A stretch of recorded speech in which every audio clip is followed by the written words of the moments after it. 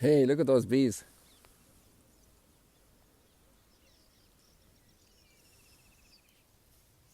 Let's get down there closer to them.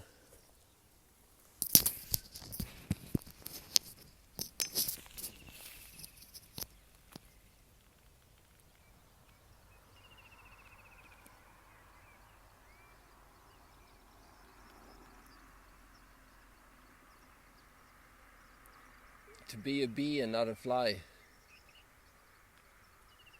To look for the nectar and not the garbage pile. Look for the nectar, people. Look for the gifts of the Lord. There's a huge change today that we observe very clearly. Something new has happened.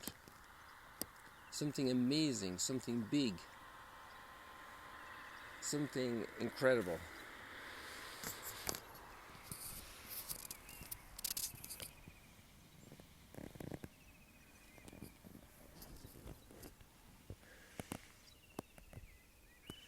It's also, amazing that it can happen. This bush, I'm just going to fix my earpieces a little bit for a second, and then I'll be with you better. Just bear with me here. So, this bush that we're looking at right now, and you'll remember them from before, this is one of the late bloomers. And look at the leaves are coming now. And there are other big ones up here. They're late bloomers. Remember, they were just all thorns, and there's still a lot of thorns up there without leaves. So they're the late of the late bloomers.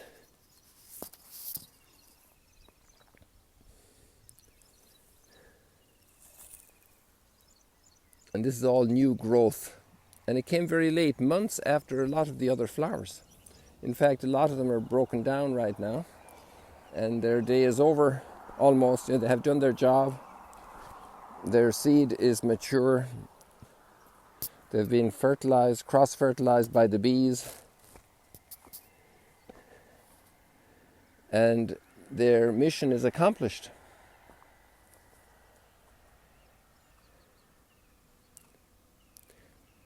It's like finding a nest of a bird nest.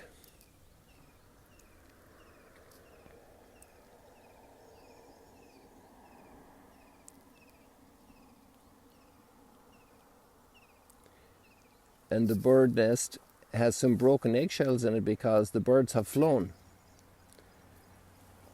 And those birds might come back and say, hey, my eggshells are broken. But the mission has been accomplished. That's what the eggshells were meant to do, to protect the new life until it was born and ready to fly,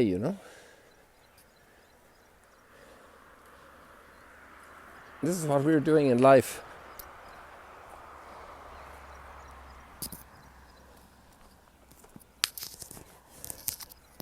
We're getting ready to fly. And today we see this extraordinary reality in people who have learned to fly. And you might be surprised when I explain to you, hey, look at this. This is a close-up of this late bloomer. Look at these branches that still have no buds, just thorns. For a while, that's what the disciples were doing. They were producing thorns, denying Jesus, opposing Jesus, not understanding Jesus, dissuading him from the path of Calvary, betraying him, thorns. But you see how the growth comes in them later. And today's reading in the Acts of the Apostles is absolutely amazing. I just can't believe it every time I read it.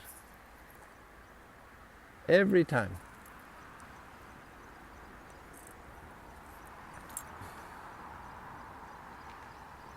Okay, so they got thrown in prison, they came out, they kept preaching, they kept teaching, they kept following what Jesus said to do. They didn't have hatred for their enemies. But they didn't have the run the full circle yet. Today's reading, they get flogged They get flogged, scourged, the scourging at the pillar. They get flogged. Hey guys, that's not nice.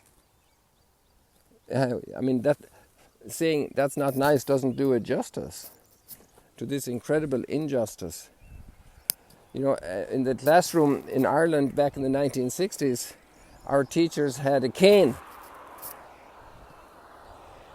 And in high school it was a leather strap. And boy, did those sting. Really sting. They really stung. It wasn't nice. It was not nice. And that was just like in the flat of your hand. And we weren't happy campers if that happened. Thanks be to God, we had a good work ethic and did our homework and a good behavior ethic, and so we stayed out of trouble most of the time. But I remember in the last year of primary school, I think it was the last year, we started playing a sport that was prohibited because it was obviously potentially dangerous, hurling, the Irish sport, and it wasn't allowed for us in the grade school. Probably with supervision it would be allowed, but it wasn't allowed for us. And we did it secretly, even secret to our parents. They didn't know. There's sometimes some bit of attraction in doing something that's wrong, right? So that day we heard about it when the principal found out, and we'd been playing for a while before he found out. God rest his soul, the good man, Sean English. And he let us have it. We were punished. But these disciples were flogged. That's serious stuff, people. Just read up a little bit about flogging, what that really looked like. And that was. Now, the interesting thing is that they didn't come out angry. They came out pretty sore. But they came out rejoicing. So where did that come from? And you have to think who these guys are. These are fishermen from here, okay? The Sea of Galilee. And some of them were right across there. In the center of the screen right now is Bethsaida. Or they were from Capernaum. So I'll move the camera, and there's the center of the screen.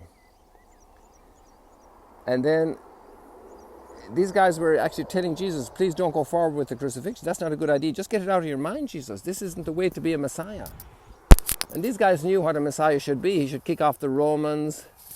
He should have an F-16 or an F-35 of the time and just blow away the Romans. That would be a great Messiah. Or he should just multiply the loaves and the fish like he did today. Oops. The camera got turned around there. Be patient. I just wanted to get down here to show you this flower, this anemone. And now they have been blooming 2 months ago. So I saw about 6 or 8 of them in isolated spots all along here this morning as I came to this spot for you.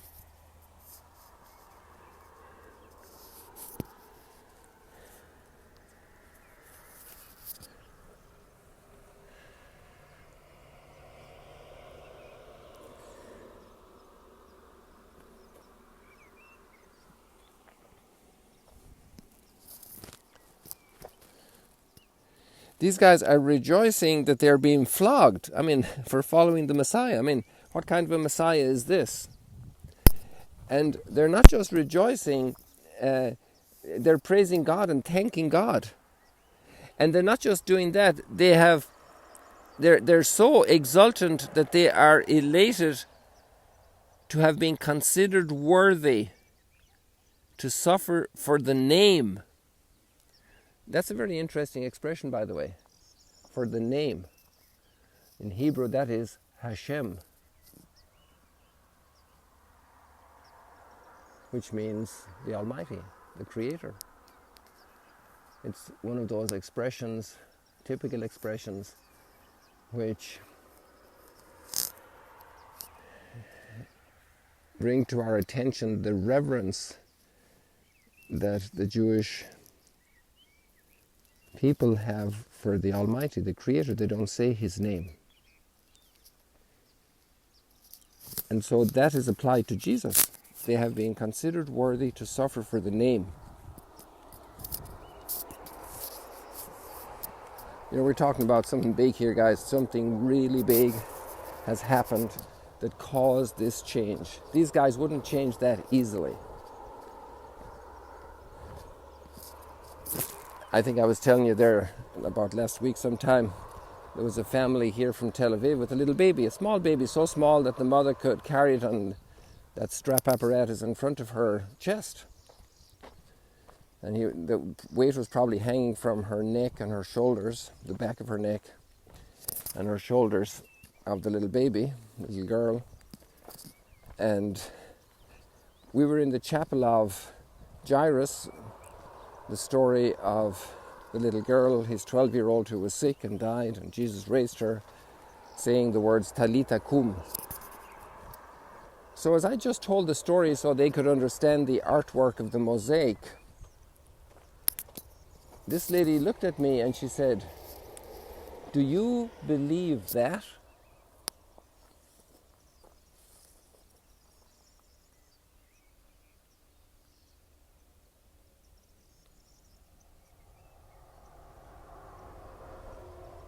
Do you believe that? I was actually stunned by the question, in the sense nobody had ever asked me that. And not a Jewish person either, you know. So nobody had asked me that since I've been here in the Holy Land. Like a straight out question, do you believe that? I was fascinated and delighted, and there were actually 5 wonderful girls just exiting their teens into their very first 20s. From Germany. They were volunteers. They are volunteers here looking after elderly people, disabled people actually, over near Haifa. And this was just so fascinating. This was a fascinating moment. And so I was wondering, well, how do I explain to them why I believe? Of course, I said I believe. But I said I'd like to share with you why I believe. And I can't really explain it to you either, because it's a grace, it's a gift. Faith is a gift. That's how we understand faith. It's a divine gift. We can't, let's sit down at the table and reckon everything very closely and with a calculator and say, okay, now because of this, I'm going to believe. No. But at the same time, our faith is not something just subjective make-believe, like, well, I think there are people on Mars, or I believe there's life on another planet. I mean, all these conversations are possible. Oh, look at all these anemones here, little poppies. I hadn't seen them on the way over.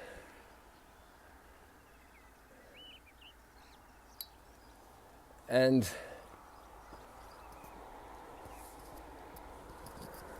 so for me, the biggest argument which allows my reason not to rebel against the gift of faith and the faith in the resurrection, something huge that happened, absolutely huge. This for me is verified in the change that happened in these apostles.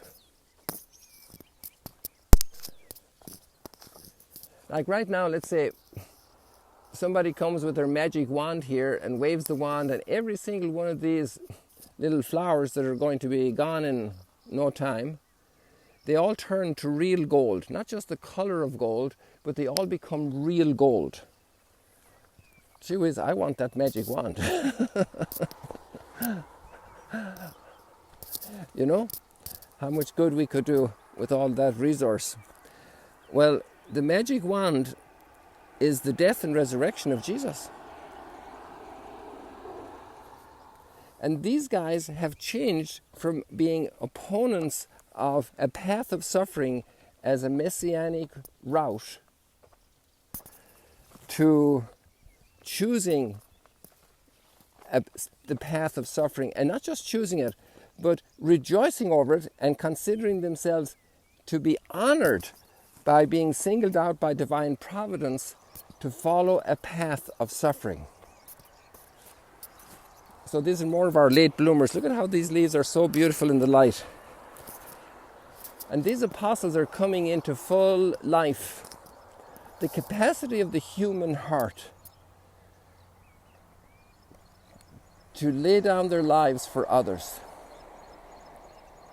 Parents do it for the children all the time. The sacrifices for love. But to think that saving the world would pass through the energy to save the world would pass through the cables of suffering, sustained by major moments of martyrdom. That is absolutely amazing, people. Something big happened, something huge happened that changed the thinking, that transformed the hearts, that they no longer hated their persecutors, that they had compassion for their persecutors, that they wanted their persecutors to be turned around, to be transformed, to be forgiven. Father, forgive them. They know not what they're doing. Hey guys, look at this. These are nettles. When let's say 6 weeks ago, walking through here, all this vegetation was as high as it is here, so it's like shoulder high for me, and I'm over 6 feet tall, and here 190-ish or whatever, 192 or whatever, and this is all gone. It's all opened up again. You couldn't see the path. I mean, if it was damp, it got all wet going through it. And now it's all gone, eaten up, Its time is gone. And we'll be back next year, but it's gone. The cycles of life, people. The cycles of life. To rejoice that we're laying down our lives, that there are wrinkles coming, grey hair coming. To rejoice that I did my mission in life. The seasons of life. What are your troubles today and your sufferings that can become the vehicle of salvation, that you can say to the Lord, thank you for allowing me to enter into the mystery of your suffering for the salvation of the world.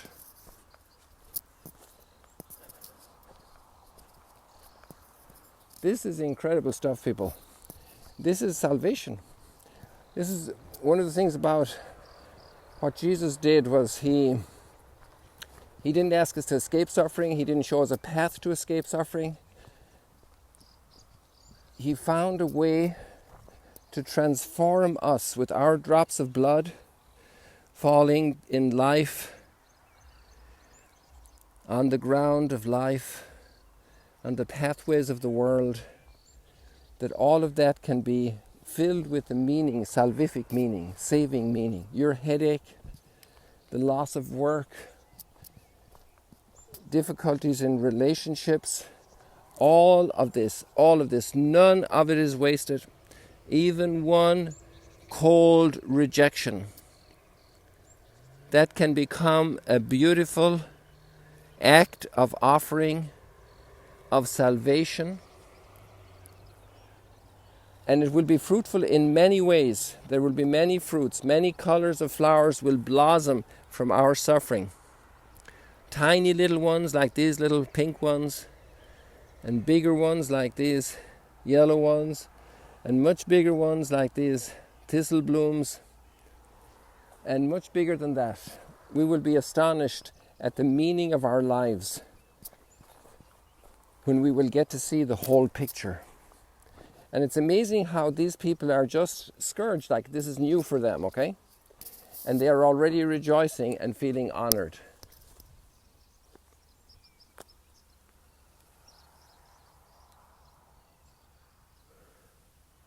Something big happened, people. Something amazing, something new. Behold, I make all things new. Our rocky hearts transformed into hearts of flesh, of compassion, of docility before God's will.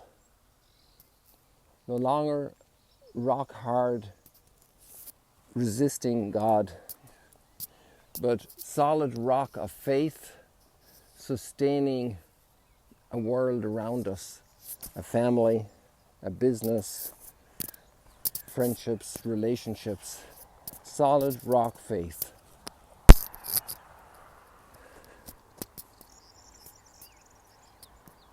I lost track of time. I don't even know when I started. But I think we'll wrap up shortly, because this is a lot to chew on. A little practical detail, we're right here now, back here a little bit further north here, we're looking on Magdala. Right there you can see Dukinalton. And we're looking north towards the hills of Lebanon. And just to point out to you, today's gospel is located, the multiplication of the loaves. You can see on the right of the screen, the middle level is the Mount of Beatitudes, and just down below that, directly toward us, at the edge of the water, is Tabcha, where we remember the multiplication of the loaves. The little boy who was so generous, and he came along with his 5 loaves and 2 fish, and he provided the basics that Jesus could then do his miracle. Jesus accepts our little piece that's offered, our little contribution to bring blessing on the world. And your contribution today, whether it is a charitable deed or pain you suffer, loneliness you suffer, rejection you suffer, everything will be a blessing. Let us also keep in our hearts the Muslim people who are in Ramadan. And what they do is, a lot of the young people come here, and they have, this place is filled with tents. There were a lot more actually yesterday morning. The whole place was completely filled with tents. This is the campsite down there that we often go through at the water edge. And right now there are scores of tents, but yesterday I would say there were maybe 100, 150 tents down there. Let me see if I can zero in on some of them for you. And so it's very quiet. They were partying until daylight. And now they're resting. Today obviously is Friday, it's already weekend here work-wise. And we pray that they will be blessed during this time of Ramadan to get closer to God, to open their hearts for His grace and His blessing.